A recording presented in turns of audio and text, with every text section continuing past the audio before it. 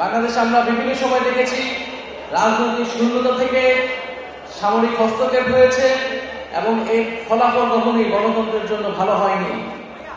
ফলে আমরা মনে করি যে একটি গণ অভ্যুত্থান হয়েছে যেখানে জনগণ জেগে উঠেছে এবং জনগণ নিজের সিদ্ধান্ত, নিজের মালিকানা নিজে বুঝে নিতে চায়। ফলে জনগণের সেই মালিকানা, সেই অধিকার তাদেরকে ফিরিয়ে দিতে হবে এবং তার জন্যই গণ অভ্যুত্থান এবং তার জন্যই আগামী নতুন বাংলাদেশ। আমরা খুবই স্পষ্টভাবেই বলেছি যে আমরা কোন প্রতিষ্ঠানের বিরুদ্ধে নয়।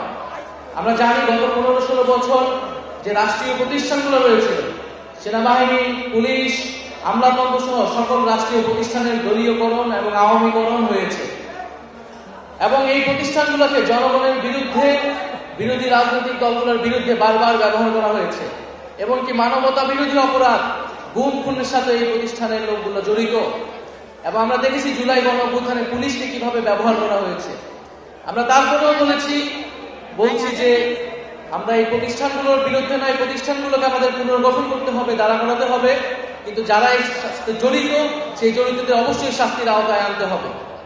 ফলে আমাদের এই প্রতিষ্ঠানগুলোর পক্ষে থাকতে হবে এবং জড়িত ব্যক্তিদের শাস্তির আওতায় আনতে হবে এবং এই প্রতিষ্ঠানগুলোর ভিতরে যদি আওয়ামী দোষরা থাকে, যারা আওয়ামী লীগকে পুনর্বাসনের চেষ্টা করতে হয়, তাদেরকে কঠোর বিচারের আওতায় আনতে হবে।